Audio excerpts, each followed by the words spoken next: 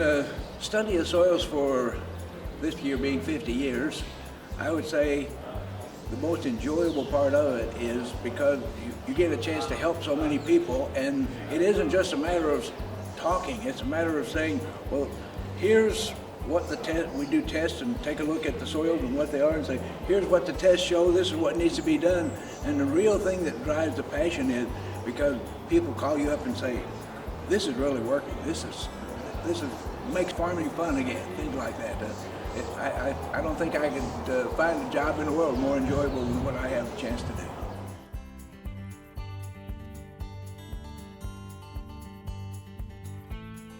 Dr. William Albrecht was, first of all, he was very exacting. He didn't just you ask him a question, he didn't just say, oh, well, this is what you do. He would ask you 2 or 3 different questions to make sure he was honing in on the right portion. But when I got to know Dr. Albrecht, he was close to 80 years old. Well, the real way I got to know him was talking to people that he had worked with out in the fields and so forth. We visited one farmer, Eugene Perot, who wrote a book, Our Margin of Life. Dr. Albrecht was a frequent visitor to his farm, and he said, Dr. Albrecht's passion was how to help farmers. It was not to be anything more except how do we get this expressed in a way a farmer needs to know it. And he said, I've had Dr. Albrecht on my farm after they come here on church on Sunday morning and have him there on Sunday afternoon. He has on his church clothes and his church shoes, and he said, we'll be talking about soil. He said, we need to go look at that in the field. He said, one time it had rained, it was real muddy. I said, you're gonna get all muddy. He said, it's more important to see what we're showing. He went out and said he climbed right over the fence, got his shoes all muddy and so forth, but it was more important to show him what it was. And that's what I found about Dr. Albrecht. His way of teaching was not to try to catch you in a mistake. His way of teaching was to try to make sure you understood what you needed to know. And he was always trying to do that. When he graded a paper, it wasn't to put a big red check on there. He wrote in green ink.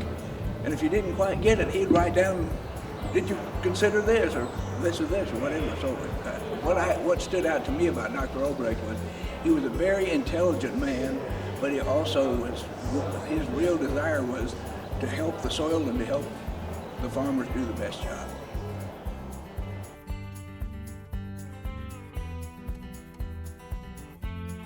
No matter where you go and start talking about soil, the farmers say, well, it may work where you are, but our soils are different.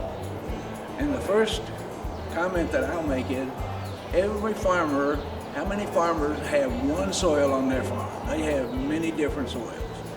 It doesn't change the chemistry and the physics and the biology. It's just a matter of seeing how do we measure those differences using those forms of science.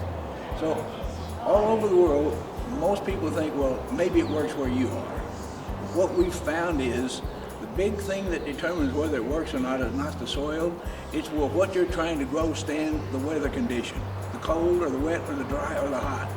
And if it will stand those conditions, if you get the fertility right and you've chosen a plant that will grow well in that circumstance, it'll always grow its best there. And that doesn't matter where it is.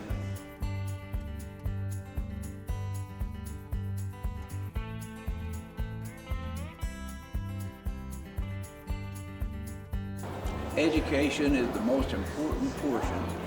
Dr. Albrecht tried to use that. He didn't believe in telling people what to do. In fact, he said, all this information is public information. It's been paid for by the tax dollar to support this university. Everyone should have a right to it. He never tried to patent anything or register anything or anything else. And what I would say is, what he always felt was, if we educate people properly, then you can't take that away. And to me, that's the thing that I drew most from him, and that is, you can't tell people what to do. You have to go in and put it down in terms that a farmer can understand, or a gardener can understand, or a grower can understand. And the biggest key that I find is teaching people why they need to do what the test or whatever shows. the better job I can do of that, the better it works for all of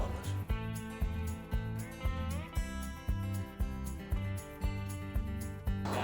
What I recommend in terms of learning anything about how to use the soil or how to grow a better crop, whatever, is to take a look at the simple steps first. Learn the foundational principles and then build upon those. A lot of people try to start with, oh, well, we just want one thing that makes everything work. You never find that. It isn't there. What you have to learn is what the basic principles are, and those principles really come right back to what does it take for a basic soil so that whatever you put on it will go there, and then what do we need to do to improve that? In terms of soils, what we find is you can almost find any kind of a situation all over the world, and no matter what it is, if you have too little of one thing, you always have too much of something else. To me, that's the basic thing we all have to learn. The soil is always full. Whatever we put in there, something else has to leave, whether it's water, whether it's air, whether it's fertilizer, whether it's a particular nutrient. For every nutrient we put in the soil, something else has to get out of the way or it's not going to stay. And to me, this is the thing that farmers have to realize. If they use too much of one thing, they are not going to have enough of something else. Or on the other hand, the positive side of this to me is, if you have too little of one thing, you start supplying that and it's going to affect something else that you have too much of. The easiest way to take care of the soil is find out what are the deficiencies, put those there first. That'll always make the most difference.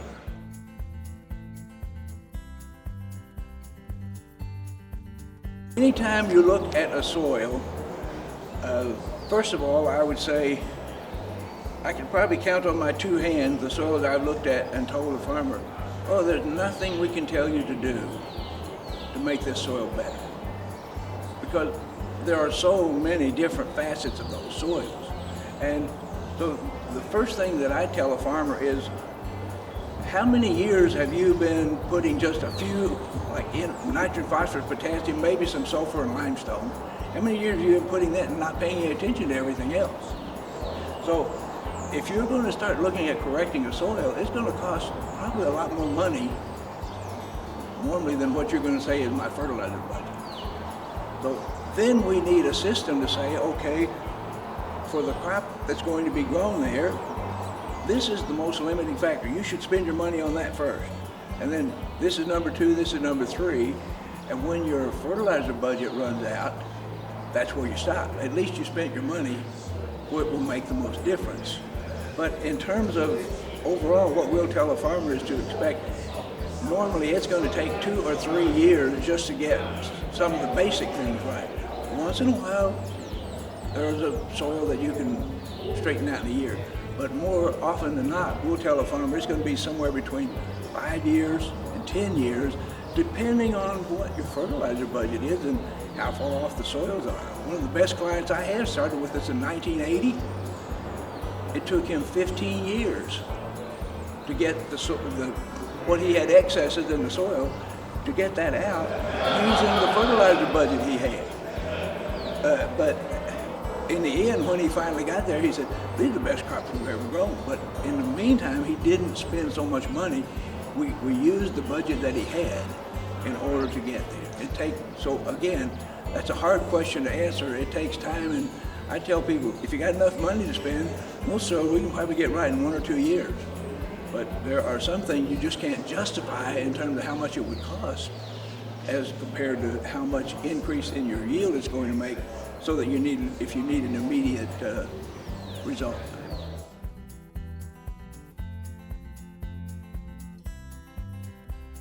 In speaking with farmers, I would say the two elements that have made the most difference for us in terms of lacking is increasing, world over, the amount of calcium and the amount of sulfur that you use. In most of the world, the two elements or three that we see too much of is magnesium, and then if you tend to overuse it, maybe phosphorus and potassium. But In New Zealand, Ireland, and Eastern Europe, magnesium turned out to be one of the things that makes a really big difference because there's not enough. Now this is just a generality, but we find in those kind of cases, those soils can be corrected faster than most soil that we're trying to get magnesium out because it's hard to get rid of excess. It's much harder to build, and much easier to build up what you don't have. And I would say that that's why it's the soils we find to get the easiest result are soils that we need to build the magnesium level and the calcium level. To me, those are outstanding soils no matter where. Between calcium, magnesium, and sulfur, which are called secondary elements, for the soil, those are primary elements. And in terms of looking at soil, we find those make the most difference.